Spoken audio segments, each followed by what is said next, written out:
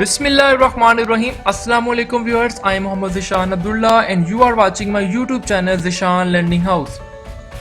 Dear viewers, मैं उम्मीद करता हूँ कि आप सब खैरियत से होंगे और अल्लाह ताला की आप पर लाखों करोड़ों बरकतें और रहमतें नाजिल हो रही होंगी। डियर स्टूडेंट्स, आज का हमारा टॉपिक, जैसा कि आप जानते हैं कि हमने ऑप्टिक्स एंड लाइट की सीरीज का आगाज किया हुआ है और आज हमारा ऑप्टिक्स एंड लाइट की सीरीज का 4th लेक्चर है। आज हम डिस्कस करने वाले हैं स्टूडेंट्स, ये टॉपिक नहायत ही ज़्यादा इंपॉर्टेंट टॉपिक है और अक्सर स्टूडेंट्स को ये कंफ्यूज करता है। तो आज हम इंटरेक्टिव सिमुलेशन, फेट सिमुलेशन की मदद से इस टॉपिक को अंडरस्टैंड करेंगे। इस वीडियो को लास्ट तक देखते रहिएगा। चलिए शुरू करते हैं। ओके स्टूडेंट, इस वक्त मेरे पास फेट सिमुलेशन सॉफ्टवेयर ओपन हो चुका है और यहाँ पर देखिए तो हमारे पास एक लेजर है और यहाँ पर हमारे पास कुछ टूल्स अवेलेबल हैं जिसमें प्रोटेक्टर है और लाइट की इंटेंसिटी को मेजर करने के लिए एक मीटर गिवन है। और स्टूडेंट, जैसा कि हम जानते हैं कि जो लाइट है ये वेव की फॉर्म में भी ट्रैवल करती है प्लस ये पार्टिकल की फॉर्म में भी ट्रैवल करती है। तो दोनों यहाँ पर अवेलेबल ऑप्शन वेव की फॉर्म में भी अवेलेबल है और यहाँ पर ये पार्टिकल यानी रे के फॉर्म में भी अवेलेबल है। और यहाँ पर स्टूडेंट्स अब देखें, जो डॉटेड लाइंस आपको नजर आ रही है ये वाली ब्लैक कलर में, इन्हें हम बोलते हैं नॉर्मल लाइन। ये हमारे पास नॉर्मल रे होती है जो कि हमेशा इस सरफेस के साथ परपेंडिकुलर यानी 90 का एंगल बनाती है। सो इसे हम बोलते हैं नॉर्मल रे। और स्टूडेंट्स, हमारे पास जो इनपुट लाइट की रे है ये वाली, इसे हम बोलते हैं इंसिडेंट रे। और जो नीचे आप देख रहे हैं ये वाली लाइन जो कि इस सरफेस से नीचे की तरफ है, इसे हम बोलते हैं रिफ्रैक्टेड रे। और यहाँ पर आप गौर करें स्टूडेंट्स, तो आपको यहाँ पर दो डिफरेंट कलर से ये इंडिकेट हो रहा है। ये जो आपको व्हाइट वाला कलर नजर आ रहा है ऊपर वाला हिस्सा, ये हमारे पास एयर है और इस सरफेस से जो नीचे है ये दूसरा मीडियम है और ये मीडियम हमारे पास है वाटर। तो स्टूडेंट्स, ये जो ऊपर वाला एयर मीडियम है इसे हम बोलते हैं रेयर मीडियम और वाटर को बोलते हैं हम लोग डेंसर मीडियम। अब यहाँ पर मैं एक चीज क्लियर कर दूं कि रेयर मीडियम और डेंसर मीडियम क्या होता है। तो स्टूडेंट्स, रेयर का मतलब है हल्का मीडियम, डेंसर का मतलब है जिसकी डेंसिटी ज्यादा है। फॉर एग्जाम्पल, हमारे पास सॉलिड और लिक्विड है।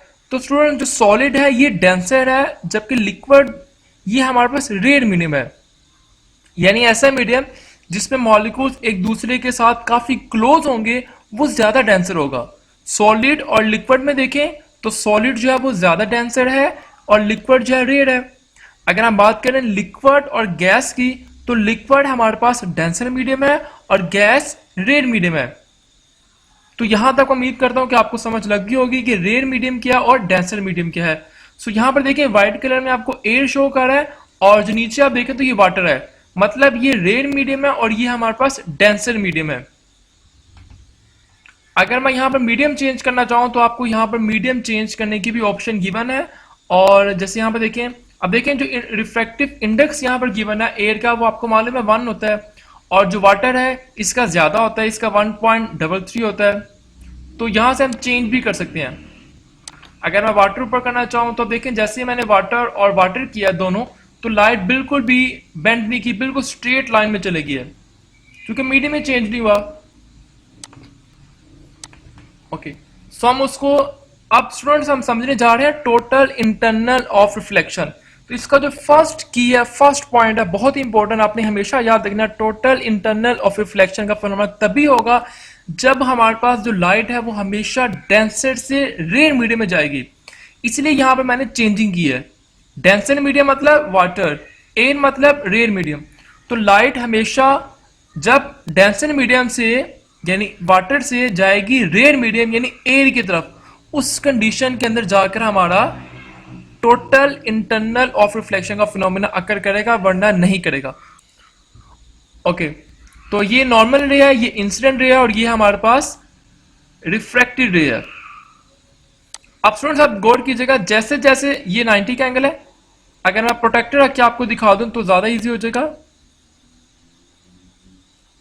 ओके, अब स्टूडेंट देखेंगे जैसे जैसे मैं, ये 0 एंगल है, ये 30 है, इस वक्त जो मेरे पास मौजूद है लाइट के लिए तकरीबन ये कोई 40 के ऊपर है। तो जैसे जैसे मैं स्टूडेंट्स अपने इंसिडेंट एंगल को बढ़ाता हूं तो आप देखिएगा जो रिफ्रैक्टेड रे है ये अवे जा रही है नॉर्मल से।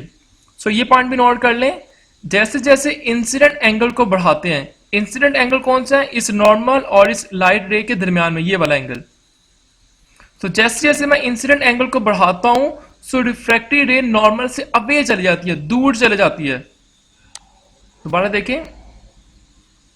ओके, इस पॉइंट में देखें तकरीबन मेरे पास जो इंसिडेंट एंगल है वो 60 डिग्री है और जो रिफ्रैक्टेड एंगल है वो तकरीबन 30 डिग्री है।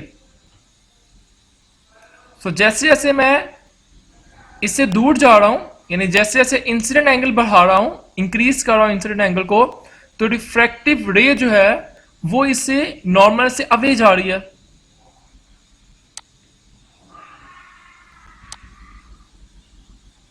अब यहां पर मैं एक और चीज आपको दिखा दूं। अब स्टूडेंट्स आपने गौर करना है यहां पर कि बेसिकली लाइट जो है वो 100% जो लाइट है वो नीचे जानी चाहिए थी, मगर 100% लाइट नीचे नहीं गई, कुछ लाइट यहां से रिफ्लेक्ट बैक भी की है, मगर वो नहायत ही कम की है, उनकी इंटेंसिटी बहुत ही कम है। अब देखिएगा जरा, मैं आपको दिखाने लगा इंटेंसिटी की। देखिएगा ये जो इनपुट लाइट है ये 100% आ रही है, लेकिन जैसे इस मीडियम से टकराती है, इस सरफेस से टकराती है, तो क्या होता है, नीचे जो है वो 88% लाइट इंटेंसिटी जा रही है, मगर जो रिमेनिंग है वो उसी मीडियम में रहती है। देखिए 11% जो है वो उसी मीडियम में है और जो बाकी 88% है ये नीचे रिफ्रैक्ट कर गई है।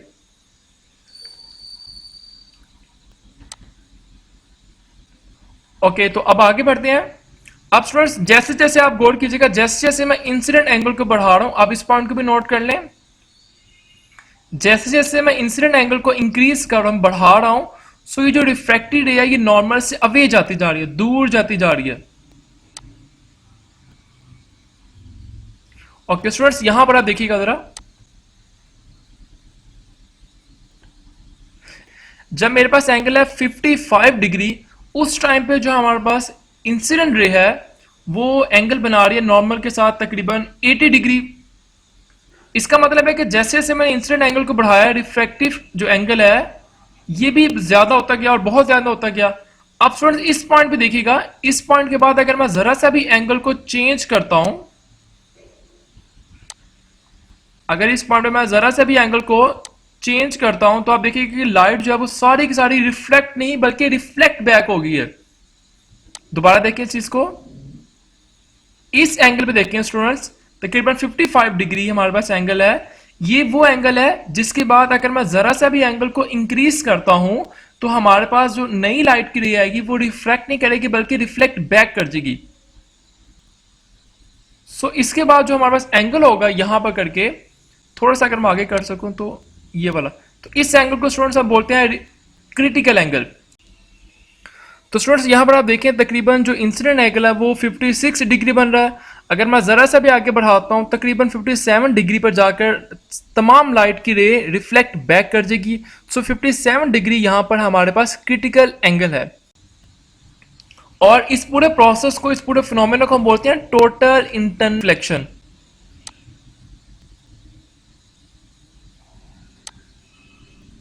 तो देखिए इस पॉइंट पर अगर मैं आपको चेक कराऊं तो 100% इंटेंसिटी है, 100% इनपुट थी।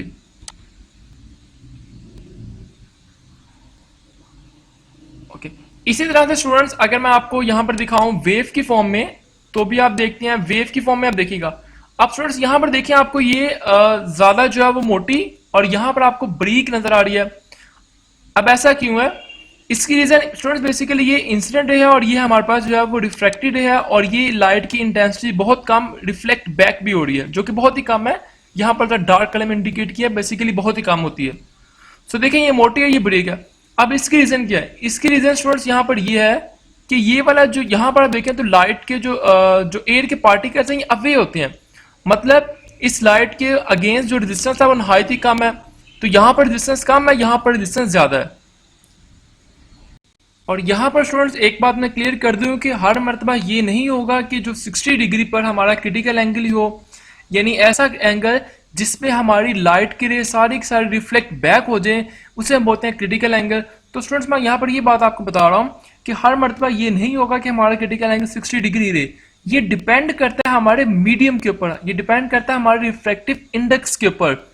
ये हमेशा डेंसर मीडियम से हमेशा रेड मीडियम की तरफ ही जाएगा, लेकिन जरूरी नहीं कि डेंसर मीडियम हमेशा हमारे पास वाटर ही हो। तो अगर मैं ये देखिएगा यहाँ पर अगर मैं डेंसर मीडियम को चेंज करता हूँ और यहाँ पर मैं रखता हूँ ग्लास, तो देखिएगा ग्लास अभी डेंसर मीडियम है और जो एयर है ये हमारे पास जो है वो रेयर मीडियम है, चूंकि सॉलिड और लिक्विड है। तो अब इस कंडीशन में देखेंगे तो हमारे पास जो एंगल है वो चेंज हो चुका होगा। ओके, तो स्टूडेंट देखें इस कंडीशन के अंदर हमारे पास जो क्रिटिकल एंगल है वो तकरीबन, देखें इस पॉइंट के बाद अगर मैं जरा से भी एंगल चेंज करता हूं तो लाइट सारी सारी रिफ्लेक्ट बैक कर जाएगी। ये रिफ्लेक्टेड है, ये रिफ्लेक्टेड है।